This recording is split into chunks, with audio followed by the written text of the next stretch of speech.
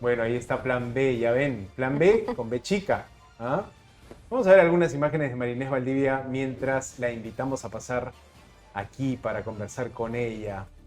A ver, es candidata a la vicepresidencia por el APRA. Ah, mira, ahí está la plancha del APRA. El APRA en su renovación de cuadras. ¿Qué tal? Qué gusto. ¿Cómo está? Buenas Bienvenida. noches. Muchas gracias. Mucho gusto. Ahí están, sonrientes, Ajá. todos contentos. Con la hija de Alan García, Carla García, que también postula al Parlamento. Sa- Enrique Valderrama, joven líder aprista. ¿Ah? Bueno, de todas maneras creo que primero habría que destacar la importancia de un partido histórico, ¿no? De un partido emblemático. Y que ¿no? regresa a Y una que contienda regresa electoral. a una contienda electoral, efectivamente. Ya estamos entonces con la historiadora María Inés Valdivia para darle la bienvenida y sobre todo para agradecerle que se haya tomado un tiempo de venir a Latina. Bienvenida, gracias por... Muchas gracias por la estar con ¿Cómo invitación. está? nosotros. Buenas noches. Gracias a ambos. Bueno, me gustaría empezar hablando de esto, del regreso del APRA, ¿no? Después de lo que puede haber sido una pausa política, lo que puede haber sido una suerte de reconstrucción interna, ¿creen que tienen la fuerza para pasar la valla electoral? Yo creo que sí. Yo creo que va a implicar mucho esfuerzo por parte de las bases y también de conseguir la confianza, ¿no?, de los electores, que lamentablemente están muchas veces muy distraídos porque hay tanta oferta electoral en estos momentos, pero creo que nosotros tenemos a la estrella que nos guía, un partido histórico, un partido que ha hecho gestiones políticas trascendentes, que gran parte de lo que tenemos en materia económica se debe a la gestión del partido aprista en el segundo gobierno y con una serie de leyes también que nosotros hemos podido aportar a la vida política de nuestro país, un partido centenario. Yo creo que sí, vamos a lograr salir con éxito de esta coyuntura y esta competencia. Ahora, lo preguntábamos minutos antes de que usted ingrese aquí a escena, ¿cuál es la importancia de un vicepresidente en la actualidad? Porque vemos muchas veces que el presidente figura, que siempre sale al costado con su presidente del Consejo de Ministros, con su gabinete ministerial, pero pocas veces, hasta hace unos meses, hemos notado de repente la importancia o la presencia fuerte de un vicepresidente. ¿Cuál cree que es la idea, el objetivo de un vicepresidente? Bueno, yo creo que primero es dar soporte, ¿no?, al presidente en caso se dé una eventualidad. Yo creo que es una situación excepcional. Eso, darle confianza al país en ese plano.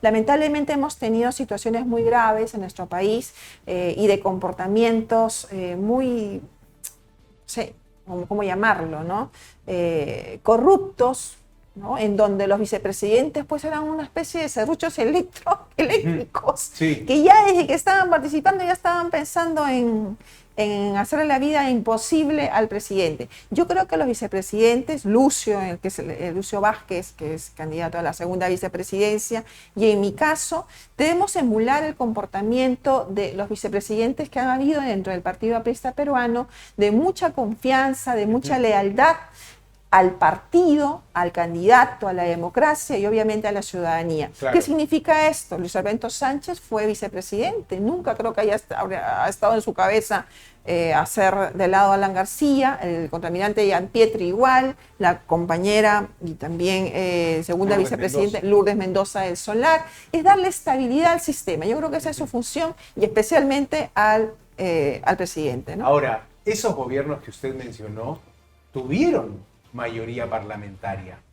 Hicieron acuerdos para sostener el control del Parlamento. Estamos en una época y muy probablemente, señora Valdivia, muy probablemente el próximo gobierno no tenga mayoría en el Parlamento con un Senado poderoso. ¿Qué hacer en esa circunstancia donde le pueden decir a usted, vamos a serruchar al presidente, tienes el apoyo del Congreso? O de plano cortarle la cabeza, ¿no? Ujú. Bueno, primero creo que usted parte de una premisa equivocada. Nosotros estamos, primero como partido, somos de los pocos partidos que han presentado su lista completa para senadores, para diputados, para el Parlamento andino. No como otros partidos que se han presentado para algunas cosas, pero para otras no. Solamente han enfrentado a la candidatura presidencial y a la plancha.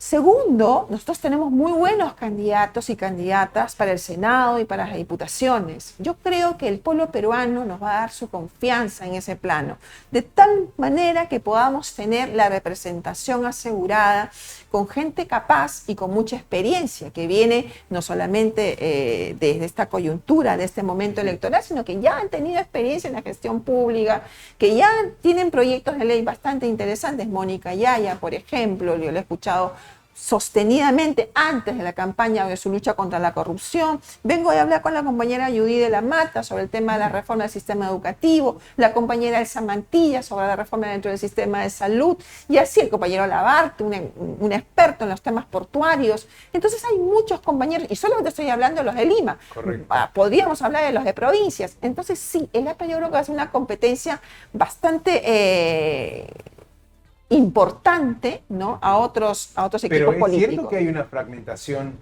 y que va a haber un parlamento fragmentado. Digamos, la mayoría o la proyección es esa, sobre todo por la enorme oferta partidaria. ¿Qué hacer con un gobierno sin mayoría en el parlamento?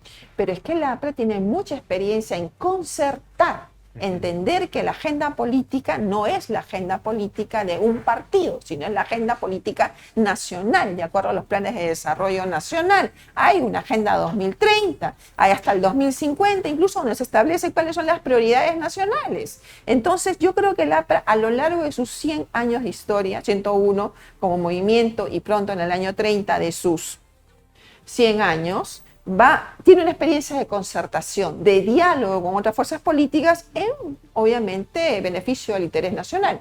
Justo ahora que menciona a los candidatos, tanto para el Congreso bicameral, ahora para la presidencia y también para el Parlamento andino, ¿en qué quedó esta situación de aquellos que tenían denuncias, sentencias? Se hablaba de 12 integrantes, incluso le preguntaron al propio señor Valderrama si es que tal vez les iba a pedir su renuncia, dijo que lo iba a evaluar y de encontrar que no eran candidatos aptos, iba a solicitar esta renuncia. ¿En qué quedó? Mire, nosotros hemos cumplido con todas las normas que el Jurado Nacional de Elecciones nos ha pedido, para empezar. Si hay alguien que tiene alguna denuncia, inmediatamente... Con pues, sentencias incluso. Con sentencia, que es mala hora que no sé cómo ha podido postular, pero...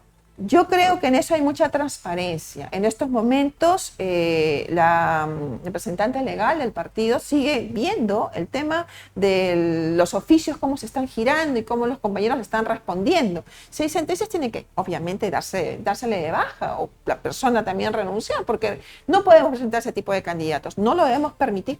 De hecho, yo, por ejemplo, con un candidato que se presentó, que ya felizmente renunció, yo misma me pronuncié en contra. Y otras compañeras también, porque tenía no sentencia, sino tenía en algún momento un proceso que fue cerrado por un tema de una acusación de haber estado con unas señoritas que habían hecho ejercicio del meretricio, ¿no? Entonces yo creo que ese tipo de personas no deben estar en el partido. Entonces, O sea, que todavía fallaron están... los filtros, digamos. Sí. Sí, probablemente sí. Te entienda que es un proceso muy arduo y nosotros sí hemos tenido candidatos a nivel nacional. Entonces, seguro que han fallado los filtros, pero creo que es tiempo y si hay observaciones, estas se tienen que subsanar y finalmente, si hay alguien que está con sentencia, esta persona tiene que salir afuera, obviamente. Bien. Además, también revisando un poco el plan de gobierno del APRA, veíamos un ítem de una reforma constitucional al actual sistema, en cómo se está tratando todo este tema, pero hablaban de un reordenamiento territorial. Explícanos un poco más, porque tenemos entendido que la idea es que las regiones cambien y disminuyan a solo 15. Bueno, primero esto tiene que discutirse, es una propuesta, ¿no? No es Pero una... explícanos Sí. la propuesta, ¿cómo así? ¿Cómo lo haríamos? ¿Y por qué no? Bueno, primero que la regionalización, nosotros hemos visto que ha fallado en muchas cosas, ¿no? Recuerde que en el primer gobierno nosotros planteamos una regionalización diferente, ¿no? Basándonos en las ideas y doctrinas de Javier Pulgar Vidal, ¿no? En función a pisos ecológicos, situaciones económicas, ¿no? Posibilidades de ayornamiento de una región con otra. Lo que siguió después durante el gobierno de Toledo no tenía nada que ver con un proceso de regionalización, porque se siguió con la misma circunscripción territorial de las provincias. Entonces, inclusive la denominación que se le dio presidentes regionales, cuando eso no correspondía. Yo Ahora, creo gobernador, que es necesario establecer mancomunidades, que es necesario establecer relaciones entre regiones, no solamente pensando, ¿no?, en yo reservo mi espacio, mi fuero, sino más bien en relaciones económicas, en circuitos económicos, en desarrollos más amplios, en mancomunidades, obviamente, y que son posibles. Hay regiones que tienen una relación histórica. pero con- ¿cómo hacemos? ¿Las fusionamos? ¿Se llaman de otra forma? ¿Se juntan los nombres y sale un nuevo nombre? ¿Cómo es se da esa no es idea? cuestión de nombres, para empezar. Es cuestión primero de circuitos económicos, es cuestión de intereses que puedan establecerse dentro del marco de la comunidad, ¿no? En todo caso, ¿por qué no ir a una república federal, digamos? ¿Por qué no tener federaciones como lo tiene Brasil?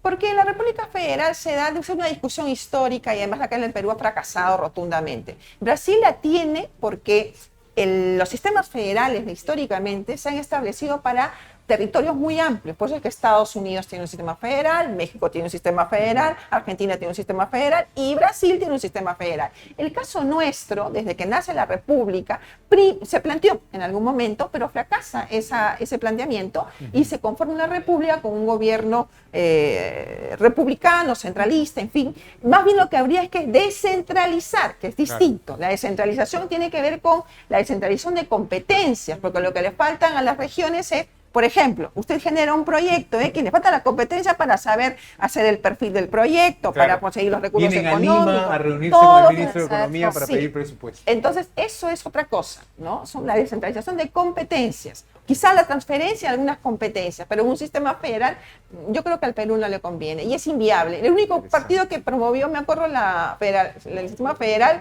a fines del siglo XIX fue el partido de Manuel González Prada, que es un partido anarquista y que se llamaba el partido, no me acuerdo ahorita, el Partido Radical de la Literatura, y no fue viable. Ujú. ¿Y unir Lima con el Callao? ¿Cómo se haría? Bueno, está en el plan de gobierno, eso hay que estudiarlo, pero lo cierto es lo siguiente.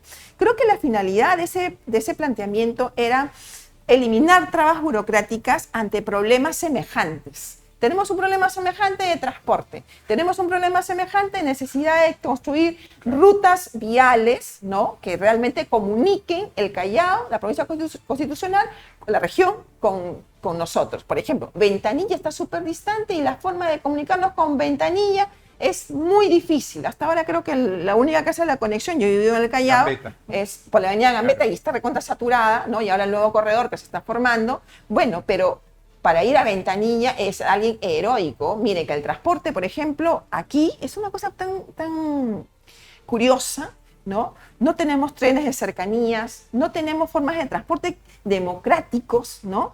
Yo, por ejemplo, que he vivido por Boca Negra, para ir hasta La Molina, 3 horas de ida, 3 horas de regreso. Entonces, si uno no tiene un plan vial que concerte y que ayorne tanto estas dos regiones, entenderlas como un dinamismo económico que tienen y que además hay relación, pues no sé cómo vamos a desarrollar de otra manera. Ahora, ¿qué le parece esta idea de la nueva carretera central y los líos que está generando? ¿El gobierno de transición de José Geri le parece que está facultado para, en todo caso, decidir cambiar el formato? Porque varios gobiernos han pasado por esta idea y hay mucha incertidumbre sobre la nueva carretera central. Bueno, yo creo que un gobierno de transición como el del presidente Geri, y además tan descalificado él, no necesariamente su equipo, él mismo se ha desautorizado por los acontecimientos que han sucedido, no debería haber estos temas tan trascendentales y que donde se va a haber tantos recursos económicos además. Creo que el gobierno entrante es el que deberá asumir estas decisiones con mayor grado de legitimidad para empezar, ¿no? De una manera más fresca, concertando también y escuchando cuáles son las voces locales para poder llevar a cabo este proyecto que yo creo que sí es necesario. Mira, aquí le preguntan, Guillermo Caballero, transporte democrático, ¿qué es eso? Le preguntan. Transporte democrático es lo que hicimos, Guillermo. nosotros hicimos el tren eléctrico. Otros lo conocen como el tren de Alan. Yo lo conozco como el tren de la. Pero explícanos. El transporte democrático es eso, la línea, ampliar la línea 4, el tren eléctrico, tener más vagones, ampliar las líneas de transporte masivo, dar calidad de vida. ¿Por qué? Porque actualmente, ¿no?, todavía tenemos esa situación, ¿no?, en donde el transporte todavía no es democrático. Lo único democrático es el tren eléctrico, que te transportas en 15 minutos desde Villa El Salvador hasta San Juan del Lurigancho. Pero la cola te dura una media hora o 20 minutos. Entonces, si tú no implementas más líneas de transporte semejante, pues no vas a democratizar y realmente la gente pierde muchas horas en el transporte. Yo te digo porque lo he hecho tomando transbordos, tomando mi línea S con mucho peligro, ¿no? Y yéndome en combi, en micro, como cualquier persona de a pie, y eran 6 horas diarias, 3 de ida y 3 de regreso. Entonces, eso no es democrático, eso no es calidad de vida y nosotros tenemos que revertir esa situación. Ahora, ¿cómo hacemos para evitar corrupción en estos grandes proyectos, ¿no? Recuerdo que el Metro de Lima es uno de los primeros casos del llamado caso Lavallato, donde tenemos sentencias, y usted lo recordaba como un legado del aprismo, pero con esta mancha también de corrupción de algunos funcionarios que se prestaron, digamos, a delitos, ¿no? ¿Cómo hacemos para en otro proyecto evitar este tipo de situaciones? Primero recuerde usted que el tema del tren eléctrico, por ejemplo, fue parado durante más de una década por el gobierno de Fujimori, ¿ya? Solo porque era una obra aprista. En segundo lugar, yo creo que nosotros dimos una demostración de transparencia, ¿no?, y lucha contra la corrupción cuando implementamos Servir. Servir era para escoger meritocráticamente a los mejores funcionarios públicos, con unos expedientes o unas hojas de vida la ley intachables. del servicio civil, claro. Así es. Y eso se necesita implementar para todo el Estado, no solamente para el ámbito de los cargos públicos gerenciales más altos, sino también para puestos intermedios. Otro elemento importante, ¿no? Hay que darle mayor fuerza a los organismos reguladores. Indecopi es uno de ellos. Está en nuestro plan de gobierno, fortalecer el Indecopi. Inclusive volviéndolo un organismo autónomo, darle mayor presupuesto. OCITEL, todas las entidades reguladoras no van a poder regular nada si no tienen presupuesto. Entonces, la Contraloría General de la República, ¿qué puede ver la Contraloría si le cortan el presupuesto para que contraten nuevos funcionarios que hagan su trabajo? La SUNAT, ¿para qué ver los temas tributarios? ¿Qué puede hacer la SUNAT? Lo mismo. SUNAFIL, que es importantísimo. ¿Qué puede hacer SUNAFIL si tiene deficiencia de personal? O sea, no tiene la cantidad necesaria potenciar para las instituciones del Estado, ¿no es cierto, La señora Valdivia? estructura está hecha, pero hay que fortalecerla. Y nuestro compromiso es con eso. Lo hemos hecho en el pasado, hay que mejorarlo. Bien, y actualizarlo, ¿no?, a la condición actual, a nuestra realidad actual. Gracias. Estuvo con nosotros María Inés Valdivia, quien está postulando a la primera vicepresidencia del APRA. ¿Va también al Senado? No. Ok, Solo es ahí, solo solo la vicepresidencia. plancha presidencial. Entonces. Así es, con Quique Valderrama, y esperamos tener la confianza del pueblo peruano una Bueno, vez más. Le agradecemos Gracias. mucho haber estado en Plan B. Gracias.